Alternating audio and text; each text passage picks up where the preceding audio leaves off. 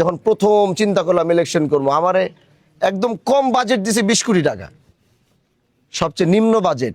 যদি আপনি এই শিবচর মাদারীপুর এক আসনে নির্বাচন করতে চান, আপনি 20 কোটি টাকার নিচে নামবেন না, তাহলে মান সম্মান ইজ্জত নিয়ে বাড়িতে থাকতে পারবেন না। আমার নেতৃবৃন্দ আমার এই বাজেট দেয়। একটা ইলেকশন করতে গেলে আমরা সারা জীবন শুনেছি প্রশাসনিক একটা সেটআপ লাগে। আমার মনে হয় না আমরা কোনো প্রশাসনের লগে বসছি কোনো বসছি কারোর সাথে বসছি। একটা ওসি থেকে শুরু করে একটা ডিসিএসপি কারোর সাথে আমরা বসিনি। একটা ইলেকশন করতে গেলে চেয়ারম্যান সবার সাথে বলে আলাদা করে সেটআপ রাখতে হয়, মেম্বারদের সাথে একটা ভালো সম্পর্ক রাখতে হয়। আমরা সেটা পর্যন্ত করিনি। আমরা এই দেশের অনেক বড় লোকরা ছিল, কোটিপতিরা ছিল, ব্যক্তিগতভাবে হয়তো অনেকে বইলাই ফেলছে যে ভাই এখন টাকা পয়সা নাই, কিছু একটা করেন, যান কোন কিছু টাকা নেন। আল্লাহ আমাদেরকে সেটাও করায়নি।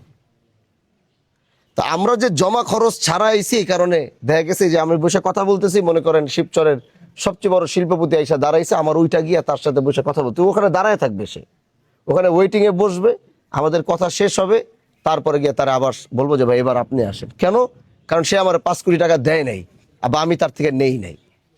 যে আসলে আমার দাঁড়ায় উইঠা গিয়া আমার প্রোটোকল ভাঙে আমার নেতৃবৃন্দ ফালাই দিয়া তার বুকে জড়ায় ধরে তার খাড়াই দিকে সবার হালায় রাখবো, এই জমা খরচ আমার দেয়া লাগবে না। আমরা দেই আমাদের প্রথম থেকে, যে আমি বেলায়েত ভাই, বাহার ভাই, তারপরে ইউসুফ ভাই, তারপরে এই যে যারা একদম তৃণমূল থেকে যারা আমাদের সাথে কাজ করছে আর কি, এখানে তো মোটামুটি সবাই এই যে যারা আছে ওই যে একদম তৃণমূল থেকে আমরা কাজ করছি। আমাদের হিস্টোরি বলতে গেলে মনে করেন চোখ দিয়ে পানি বেরিয়ে যাবে। আমাদের এই 10 দল যারা আমরা একসাথে কাজ করছি, আমাদের ভিত্তিটাকে আরো তৃণমূল থেকে, কেউ যত মনে না করে যে সরকার গঠন করছি আমরা গঠন করছি রাজত্ব। আমি আগেই বলছি যে আমরা রাজনীতি করছি জনগণ নিয়ে। আমরা রাজনীতি করছি কি ভাই?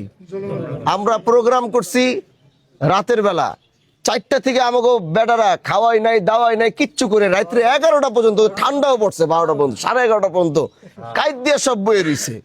আর যারা এই দেশের সরকার গঠন করছে আমরা তাকে অনুষ্ঠানও দেখছি, যে যখন তাকে এমপি ক্যান্ডিডেট যখন বক্তব্য দেয় তখন সামনে 2-4টা 5-10 দাঁড়ায় রয়েছে, পিছনে সব খালি।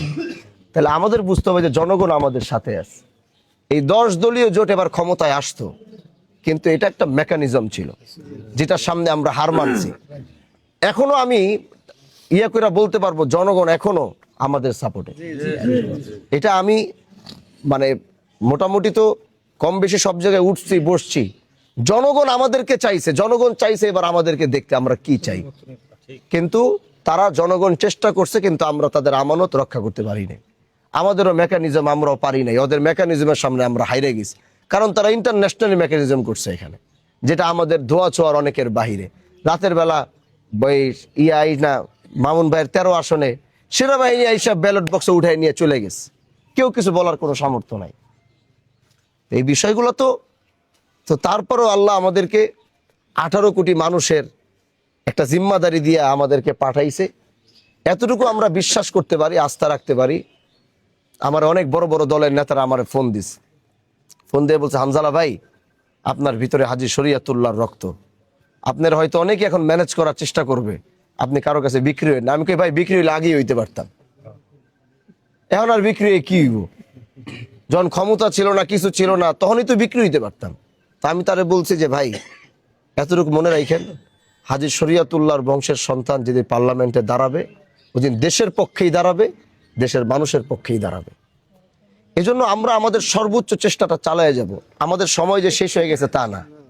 এই 5 বছর আমাদের এই 69 জনের নির্বাচনী এলাকা থেকে এবং তাদের পার্লামেন্টের ভূমিকার উপরে 77 নাকি 77 হয়েছে 77 এই 77 জনের ভূমিকায় আলহামদুলিল্লাহ আগামী 5 বছর পরে, যেটা আমরা এই বছর হয়তো এইবার আমরা ব্যর্থ হয়েছি, আমরা হাইরে গেছি, পারি নাই, আমরা ব্যর্থ হই না, কিন্তু আমরা আমাদের মেকানিজমের সামনে আমরা হার মানি, কৌশলে আমরা হাইরে গেছি। কিন্তু ইনশাআল্লাহ যেহেতু আমরা এতগুলো মানুষ এবার সেখানে গেছি, এটা আরো মজবুত হয়ে আসবে আগামীতে ইনশাআল্লাহ। এটা এত মজবুত হবে, আল্লাহ যদি চায় এটা এত মজবুত হবে, যেটার সামনে হয়তো ইন্টারন্যাশনাল মেকানিজম হার মাইনা যাবে, পারবে না। এটা আমাদের একটা বিশ্বাস এবং আস্থা আছে।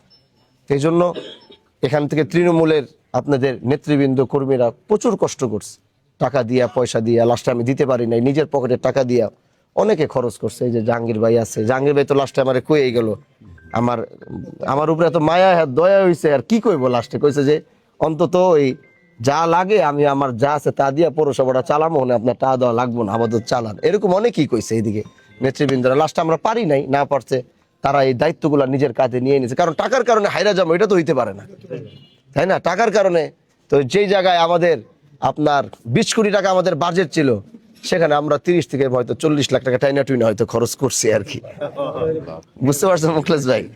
সেখানে আমরা 35 থেকে 40 লাখ টাকা হয়তো টাইনা টুইনা আমরা খরচ মরচ করছি আর কি, টাইনা টুইনা এত হইব না, আরো কম হইব।